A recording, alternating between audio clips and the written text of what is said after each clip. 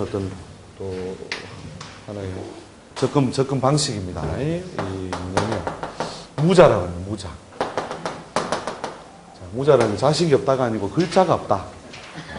예, 자식이 없다가 여기 글자가 없다라는 건데 여러분이 보통 팔자 해석을 할 때 자, 이제 큰 눈으로 이렇게 확 못 보게 되는 이유가 뭐냐면 있는 글자 속에서 해석을 붙이고 붙여나가기 때문이에요. 그래서 떠들 말이 적다는 거예요. 떠들 말이. 그러니까 또 이 팔자의 한계성, 바꾸기 어려운 뭔가 그 틀, 이런 걸 볼 때 무조건 참조하셔야 되는 것이 이 무자는. 이 팔자는 뭐가 없다? 수가 없다. 화가 없다. 이건 뭐냐면 없다는 건요. 그래서 나온 말이 팔자에 없다. 이 말, 팔자에 없다. 그래서 이 팔자에 없다라는 것은 의미가 굉장히 여러 가지 의미를 갖는데, 첫째 뭐냐면 그 작용력이 매우 약하다. 없다는 완전히 없는 건 아니죠. 우리가 뭐 목이 없으면 간이 없나요? 그건 아니거든요. 단지 드러나 있다는 것은 표면적으로 드러나서 적극적인 관계와 작용을 일으키는 것이고, 그러니까 무대 위로 올라와 있는 거예요. 그 다음에 드러나지 못한 것은 무대의 뒤에 가 있는 거예요. 무대의 뒤에 가려져서 손상을 잘 당하지는 않지만 그렇다고 해서 활발하게 움직이지도 못한다. 이게 무대의 위, 무대의 아래. 아시겠죠? 무대 위, 무대 아래. 요렇게 일단 여러분 두시고, 그럼 영혼이 없냐? 그럼 운에서 오지 않냐? 운에서 온다 이거예요. 그럼 운에서 올 때는 운에서 올 때 쓴다는 거죠. 올 때, 또 확 잘 쓰는 게 아니고, 원래 콘티에 없는 게 원래 콘티. 이렇게 원래 배우로서 뭐 이렇게 역할을 많이 하게 되는 게 아니니까, 어설픈 연기를 하겠죠. 어설픈 연기. 제한적으로 쓴다. 제한적으로 쓴다. 그 다음에, 제한적으로 쓴 다음에 어떻게 되느냐면, 운이 끝나면, 운이 다 하면, 급속히 쇠락해버린다는 거죠. 쇠락. 원래 좀 튼튼하지 못했는데, 그 놈이 무대에 올라서 역할을 해버렸으니까, 원래 약한 놈을 갖다가 써버렸으니, 어떻게 해요? 쓰고 나면 고장이 난다, 고물이 된다는 거죠. 이해되시죠? 네. 그래서 이제 이 두 가지를 여러분이 염두에 둬 놓고, 없는 게 뭐냐면은 첫 번째, 오행적으로 없는 거. 두 번째, 육신적으로 없는 거. 이게 이제 결국 이제, 오행적 무자. 오행적으로 뭐가 없으면. 그 다음에 그와 동시에 맞물리는 게 뭐냐면 육신적으로 동시에 빠지는 게 생기겠죠. 어차피 육신이라는 게 관계의 명칭에서 총 10개 아닙니까? 10개. 드러날 수 있는 거는 10개 중에 7개였잖아요. 골고루 다 드러나도. 근데 대부분 또 겹쳐버리잖아요. 정제 또 나오고. 그죠? 그런 식으로 겹쳐버리니까 이게 아이디어란 상태에서 10개 중에 7개 드러나는 게 최고 이상적인 거다. 이게 식신도 있고, 정제도 있고, 정인도 있고, 관성도 있고, 이렇게 있다 하더라도 뭐예요? 아무리 골고루 섞어도 7개밖에 없잖아요. 자기 일주를 빼고 나면. 그 다음에 10분의 7에서 약 10분의 2 정도까지 분포로 해 있는 거죠. 그죠? 그럼 그 중에서 없는 게 얼마나 많겠어요? 그럼 없는 거는 뭐냐? 10분의 3에서 10분의 8이 되는 10분의 8. 요걸 더 먼저 봐서 해석의 틀을 만들어 놓고, 그 다음에 팔자 해석을 해나가면 훨씬 쉽다는 것이죠. 예. 그래서 오행적 허결이라고 하는 거나 또 무자라고 하는 것은 주로 이제 어디 부분에 하냐면, 이제 건강, 그 다음에 아까 설명했듯이 금목이라든지 수화 이런 것들이 여러 가지 큰 틀의 인자로서 작용하겠죠. 그죠? 인자. 이런 것들이 결국 그 다음에 이제 양남 음녀도 여기서는 뭐냐면 남자는 본래 양에 속하므로 화부족이나 화가 무자라도 드러나지 않더라도 그 해로움이 적고, 해로움이 적다. 해로움이 있긴 있죠. 당연히 있긴 있는데 해로움이 적고, 그 다음에 여인이 몸이 뭐예요? 수에 속하니까 똑같이 수가 부족하더라도 해로움이 적고, 반대로 남자가 수 부족하면 그 해로움이 크고, 여인이 화 부족하면 그 해로움이 크다. 그죠? 몸이 음에 속하는데 불이 없으니까. 불이 없으니까 일단 나도 안 그래도 좀 찹찹이한데 난로가 없으니까, 야, 이건 내가 열심히 뭔가 인생을 뒤바꾸려면 열심히 뛰며 살아야 되든지, 아니면 웅크려서 결국 버텨야 되는 그런 어떤 시간이나 과정이 많이 발생한다 하는 것이죠. 이해되시죠? 예. 그래서 이제 오행적으로 일단 뭐가 없구나라고 하는 것을 보고 뭐 여러 가지 운명적으로 컨트롤 인자를 삼고, 그 다음에 직업이라든지 활동 분야를 분류할 때는 육신적으로 없는 것들을 대단히 많이 기준으로 삼는다. 그래서 늘상 있는 걸 보지 말고 없는 게 뭐냐부터 분류하라는 거죠. 없는 게 뭐다. 이 팔자에는 정관이 없다.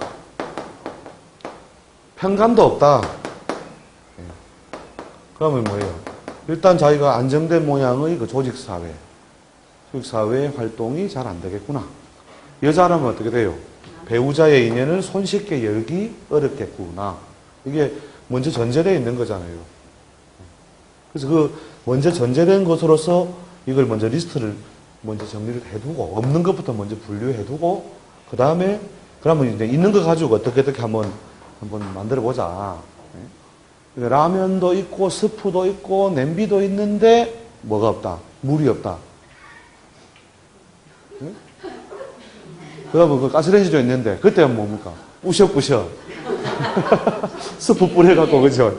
예, 뿌셔뿌셔 해가지고 할 수 없다. 뿌셔뿌셔 해서 먹고 살자. 이런 식으로 없는 것 때문에 대단히 많은 그 제한을 받는다는 거죠. 그래서 그런 것을 이제 여러분이 먼저 정리를 먼저 선제적으로 하고, 그 다음에 내용을 접근을 하시라. 훨씬 팔자 보기가 편해요. 그래서 이건 이제 옛날에 우리 이제 클래식을 많이 본 사람들은 이 훈련이 별로 안 돼 있다니까요. 이 훈련이 안 돼 있으니까 이 팔자는 식상이 많으니까 상관격이 될 것 같은데, 신왕이니까 이거는 가상관격이다 이래가지고 그래 상관운이 오면 좋고 비건도 무관하고 이렇게 그런 것만 정리하다 보면은 운의 호불호를 가리는 데는 그게 도움이 된다는 거죠. 좋고 나쁨을. 그러나 운의 호불호를 해놓고 설명해 줄 말이 없는 거예요. 그러니까 이제 팔자를 봐달라 하면은 좋네 이래놓고 좋네 해놓고 해줄 말이 별로 없는 거예요. 좋다 나쁘다 이거에만 너무 매몰되고 있다는 거죠. 그게 아니라 여러분들이 설명할 게 거리가 많으려면 무조건 없는 것부터 짚고 들어가라. 없는 것부터 짚고 들어가서 그 부분부터 사람은 자기가 가진 분야보다 부분보다 안 가진 부분을 찔리면요. 그때부터 그냥 도사님한테 무조건 따라오게 돼 있다니까요. 아이고 도사님이라면서 어떻게 하셨어요? 그게 이제 없는 부분을 그게 뭐냐, 극복하기 어려운 틀. 무대에 이미 캐스팅이 안 됐다는 거죠. 무대 위로 캐스팅이 안 되어 있기 때문에 짧게 쓴다 하더라도 또 뒤에 운이 끝나고 나면 쉽게 쇠락을 할 수 있는 그런 어떤 인자로서 결국은 해석을 갖다가 붙인다는 거죠. 그래서 팔자 보기가 굉장히 사실 이제 편해집니다. 이 무자법이라고 하는 것이. 거기다 내용에도 여러 가지 있습니다만, 그 중간에 하나, 둘, 무자에 의한 해석 있죠. 하나, 둘, 셋, 넷, 다섯, 여섯, 일곱째, 여덟째 좀 결정적인 키가 영문을 해놨죠. 그죠? 이게 뭐냐면, 팔자를 어떻게 보면 크게 이제 규정을 지우는 데 있어서 아주 상당히 중요한 키라는 거죠. 예. 그래서 그 부분에 대해서 이제 쭉 뒤에 뭐 목에 없으면 어떻다는 이런 이제 여러분이 내용을 조금 보시면서 참조를 하시면 될 것 같고 그래서 오행적으로 부족한 것을 그 해석하는 부분이 앞부분 나와 있고 그다음 뒤에는 이제 육친이 없다는 것에 대해서도 설명하고 있죠, 그죠? 육친이 없는 게 이제 보통 어떤 걸 하냐면 이제 주로 이제 직업 분야,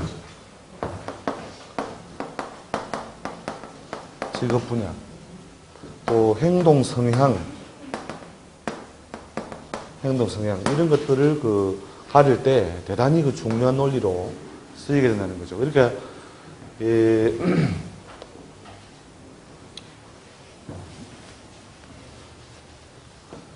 예를 들어서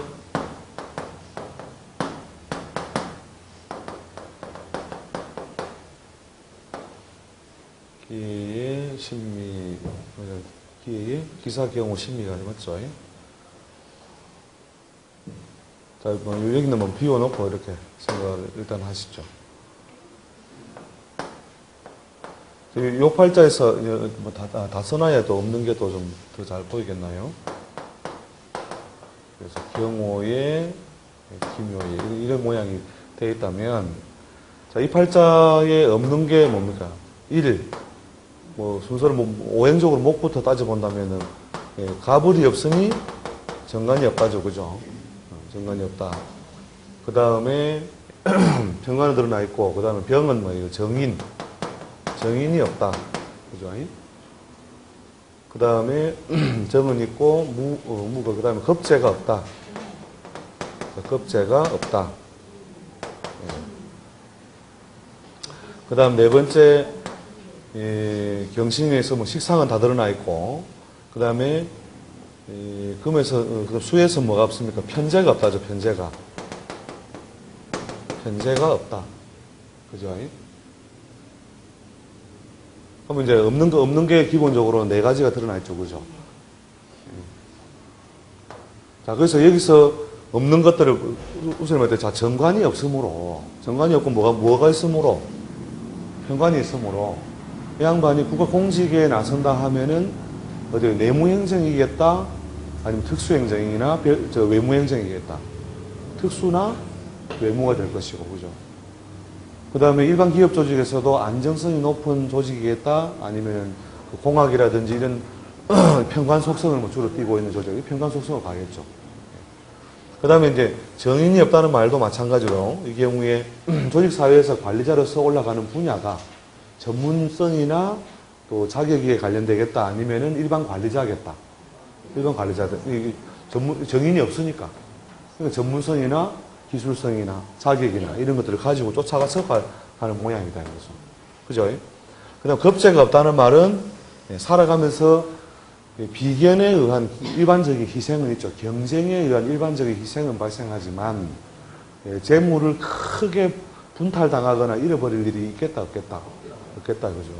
그다음 편재가 없으니 투기적인 일이나 사업성을 활발하게 발휘한다 안 한다? 한다. 그럼 답이 딱 나와 있잖아요. 그런 직장에 가서 막 평생 큰 변화 없이 쭉 그냥 그 직장 가면 된다. 이 양반은 뭐냐, 내일의 운세가 정해져 있다 이거예요. 오늘 같은 내일 같은 모레, 그죠? 그런데 언제 변동수가 생겨요? 요 합국을 건드리고 있는 사유축년에 이르면, 그죠? 무엇이 주로 변하고? 활동 무대나 주거 직책이 변하고, 그죠? 그 다음 자년에 이르렀을 때는 뭐냐면 이게 문서에 관한 변동이니까 부동산에 관한 변동 이런 것을 통해서 결국 거기에 따른 동반 보상이 따르고 이런 거 몇몇 가지 외에는 점을 칠 일이 거의 없다 이거죠. 그래서 이제 없는 거를 쭉 따져보는 데서 이런 이제 그것도 마찬가지로 이 세상에 가장 유용한 것이 재관이니까 재관을 기본적으로 위주로 보죠. 그 다음에 이제 이 현대사회는 재를 낳아주는 뭐냐? 식상. 재를 낳아주는 이 식상이라고 하는 것도 같이 덩달아서 이제 재관의 있고 없음을 따지고 그 다음에 식상의 있고 없음을 그 다음으로 보는 이런 방식으로. 그 다음에 이제 인성이 없으면 이제 인성이 없는 것의 관계가 뒤에는 이제 이 인성론이 굉장히 중요한 어떤 인자로 작용해요. 이게 인이 없다는 말은 한마디로 면허증이 없다 이 말이거든요. 하늘이 준 면허가 없다. 그러니까 네 몫으로 네 걸로 하늘이 보증을 안 선다는 말이에요. 인성이 없다는 말은. 그래서 이게 결국 이 인이 얼마나 중요한 역할을 하느냐 하면 그러니까 결국 관성의 어떤 세력도 인성이 있으면 그것을 무마해 준다는 거죠. 그 다음에 재와 인은요, 두 가지가 원래 같이 있어야 재성과 인은 서로 그냥 짝이거든요, 짝. 짝이기 때문에 재성 혼자만 있다든지 인성 혼자만 있는 사람은 그 어떤 부기빈천이 변하게 가는 것이 확 좋았다, 확 안 좋았다. 이게 폭이 크게 발생해요. 근데 재와 인이 팔자 있는 사람은 이 폭이 훨씬 완만하다는 거죠. 재물이 떠날 때가 돼서도 다 못 떠나고 짝이니까 짝을 두고 갈 수 없잖아요. 그죠? 재성과 인성이라는 것이 서로 음양 관계이기 때문에. 그 다음에 뭐냐면 식상하고도 서로 결국 음양 관계가 돼요. 식상하고. 그래서 식상이 지나쳐서 허물어지지 않도록 조절하고. 이 인성이라는 것이 뒤엔 대단히 중요한 역할을 하게 된다는 걸 이제 발견하실 수가 있을 건데. 그래서 이제 이 인성이 이제 최종적으로 그거를 갖다가 하늘에서 면허를 받아왔느냐, 안 받아왔느냐. 그래서 뭐든지 우리가 출입증이 있으면 출입증이 있어야 될 거 아니에요. 그 다음에 저 산에서 3만 등이 땅이 다 당신 거다. 그걸 누가 보증해줘요? 국가에 가면 등기소에 가면 등기를 딱 해주죠. 이런 것처럼 그 자타가 쉽게 훼손할 수 없는 권리. 이런 의미로서 이 인성이 작용하기 때문에 대단히 뒤에는 이제 중요한 전체를 갈무리하는 작용으로 인성을 해석하는 거죠. 그래서 정말로 서럽고 더러운 세상을 뭐냐면 엄마 없는 하늘 아래. 엄마가 그만큼 중요한 거예요. 엄마. 인성이라는 것은. 그래서 중요한 것이 사실 없긴 한데 일반적으로 일단 직업 분류. 그건 뒤에 내가 내 호주머니 다 넣고 못 넣고 놔놓고 난 뭐 갖고 이랬을 때는 뭐냐면 재관, 식상. 요 성분이 어떻게 생겼느냐를 보고 결국 뭐가 빠졌느냐. 그러니까 이런 사람은 뭘 잘 꿈꾸지 않는다.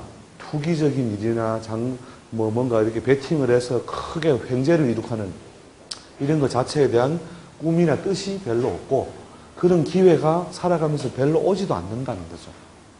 별로 오지도 않는다.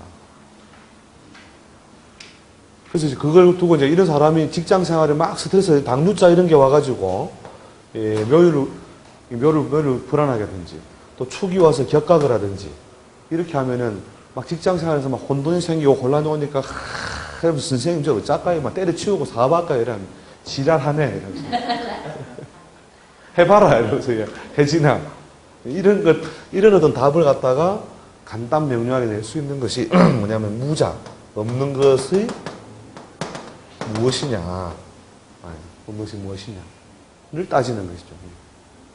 물론 이제 드러나지 않았다고 해서 그러면 이 사람이 영영 사업을 못하면 그건 아니죠. 운에서 보충을 하고 있다면 어떤 조건부로 기본적으로 관격이잖아요. 그죠? 그럼 관격이면 어떻게 해요? 완전 독립이다 아니면 조직과 손을 잡는다. 그죠? 손을 잡고 하는 납품, 용역, 대리점, 매장, 프랜차이즈 이런 형태로 결국은 이 팔자 안에 있는 도구를 쓰면서 결국은 달린다는 거죠. 그래서 팔자에서 정말로 빨리빨리 되고 안 되고 그 다음에 뭐가 되고 이걸 가려내기 위해서는 없는 것부터 먼저 쫙 정리를 하시라는 거죠. 예. 사유치기에 오면은 변화변동이 있고 이전 활동물에 대한 발생 이런 것을 말씀하셨는데 항상 살면서 우리가 언제쯤 내가 이사할까요? 또는 사업장을 이전할까요? 이런 데 대한 수를 많이 묻잖아요. 그렇죠. 그건 지금 영마에 의한 충이 올 때 이렇게 해석하는 겁니까? 당연히 이 토끼묘차가 충동 동요할 때, 그 다음에 격각이라는 것은 뭐냐면 그 상태가 온전하지 않다는 것은 다리가 두 발이 아니고 한 발로만 이렇게 있어야 되는 상태. 이게 흔들흔들 한다는 말이거든요. 격각이라는 것이. 그래서 뭐냐면 뱀사자가 와도 이 묘를 갖다가 충을 하는 효과까지 나지 않더라도 묘를 갖다가 불안동요하게 해요. 여러분 그 신살에서 대단히 중요한 것이 이 격각입니다. 격각이라고 하는 것이 사주 해석을 결국은 뒤에 이제 여러분이 그 제가 이렇게 해드린 걸 쭉 보면 격용적인 요소를 건강이라든지 아주 일부만 채택에 쓰고 있구나 하는 걸 알게 되고, 그 다음에 뭐냐면 팔자를 어떤 측면에서 이해하고 있느냐면 구조주의를 이해해요. 구조주의. 이걸 하나의 구조물로 보고, 이 구조, 요 인자가 오면 요 구조에 대해 어떤 영향을 주느냐. 그래서 충동, 동요하느냐, 안 하느냐. 이런 것을, 이게 말 그대로 그냥, 이게 길이다, 흉이다, 기중론을 많이 말하기보다, 뭐냐면, 구조에 따른 속성 변화, 또는 구조에 따른 여러 가지 그 현상, 이런 것들을 위주로 해석하고 있다는 거죠.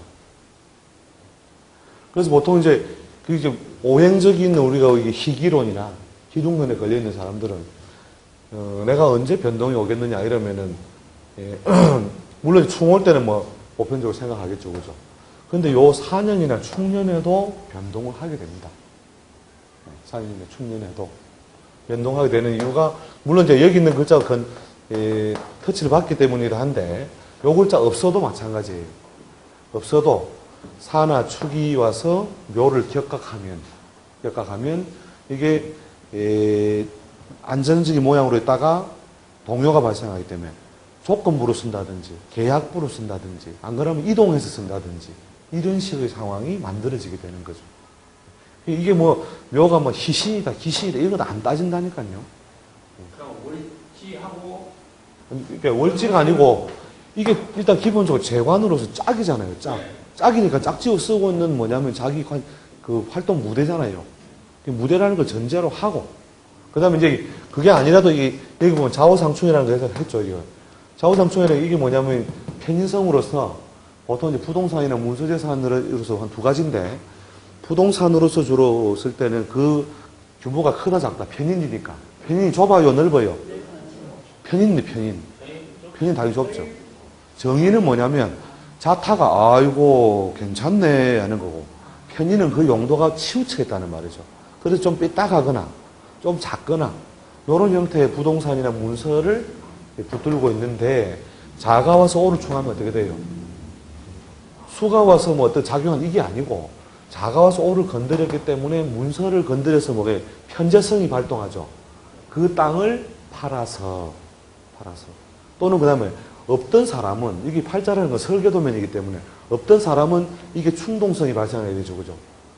돈을 융통하여, 편재라는 건 융통에 의한 자금이니까 융통하여 문서를 새로 이루고, 충이라는 것은 있는 게 늘 없어지는 게 아니고 비어있는 놈은요, 여기 이런 거예요. 텔레비가 안 나오면 때리면 나오죠. 이렇게 안 움직이던 놈은 움직여서 있게 해준다는 거예요. 충이라는 건. 근데 그 모양의 풍선처럼 빵빵해진 놈은 어떻게 해요? 팍 찌르면 날아가잖아요. 근데 우리 텍스트에는 뭐라고 나오는 주로 예전 고전의 텍스트 팍 터진 것만 나오는 거예요. 그래서 충은 나쁘다라고 배운단 말이에요. 충이 나쁜 게 아니에요. 그게 자연의 그 음양 소장을 갖다가 설명하는 거라는 거죠. 무엇이든지 꽉 차면 예를 들어서 우리가 오라고 하는 글자가 왔다. 오는 뭐예요? 온유월 염천이잖아요. 더운 기운이 확 펼쳐졌을 때, 발산할 때가 최대한 발산하면 이 내부에 뭐가 생기느냐면, 그렇죠, 음이 생기는 거죠. 그래서 삼복생한이란 말이죠. 삼복생한. 그 덥고 더운 중에 결국은 발산하니까 여기 뭐냐면 진공이 발생하잖아요. 진공. 그 진공은 수분이 이동해서 채우기 시작하잖아요.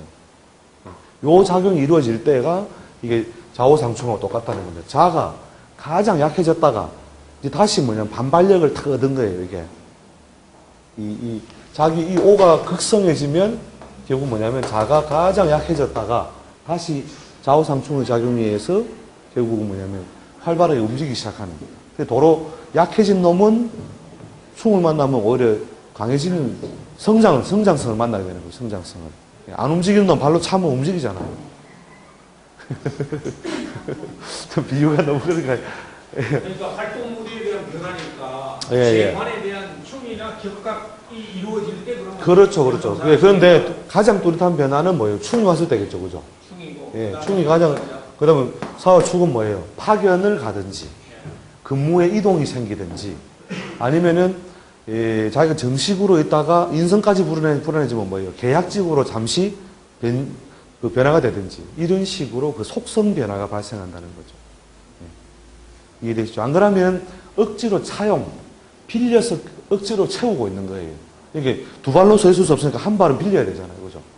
억지로 뭔가 다른 걸 차용해서 그 자리를 지탱하고 있는 상태니까 굉장히 뭐냐면 불안 동요의 상태가 그 시기에 이루어진다는 거죠. 여기에는 희귀론도 없고 그것도 없다는 거예요. 자연의 엄연한 글자끼리의 작용, 기운끼리의 작용은 이러하다. 그리고 그 무대 위에 내가 서 있으니 타이어가 한쪽이 불안해졌으므로 전체적으로 내가 결국은 이 타이어 하나가 불안한 것에 의한 내가 여러 가지 번거로움이 생겨난다는 거예요. 그게 기이냐 흉이냐는 차후에 따져도 좋다는 거예요. 근데 기이냐 흉은 대체로 이제 여기에 오를 건드려가지고 이 자가 와가지고 충을 해줬을 때 뭐냐면 편재의 융통이 발생하잖아요. 그럼 대체로 재물 융통이 좋아져서 좋은 쪽의 변화가 이루어진다 하는 거겠죠, 그죠? 그 다음에 요 사유축이라면 사가 왔을 때는 요하고 사하고 요 사이에는 뭐냐, 요 4년 다음에 오가 오죠. 오 편일이라는 게 활동성이 더 약화되잖아요, 그죠? 그래서 이때에 부득이하게 일으켰던 변화는 결국 어떻게 해요? 도리어 활동성이 답답해지는 쪽으로 가기 위한 중간 단계로서의 변화가 된다. 이렇게 다가오는 육친, 맞이하는 육친을 그 해석에다 그대로 넣어주는 거죠. 이해되시죠? 그 글자 자체로도 일단 활동성이 강한 건 아니잖아요. 당연히 묘를 격화하고 있고. 그 다음 글자는 뭐냐면, 요 운동의 결과. 사는 결국 생오하고, 오는 생미하고, 이거 이해하시기를. 그러니까 이게 사의 궁극적인 작용 다음은 결국 오를 낳기 위한 발판이단 말이에요. 그러니까 갑생을하고인데 알고 보면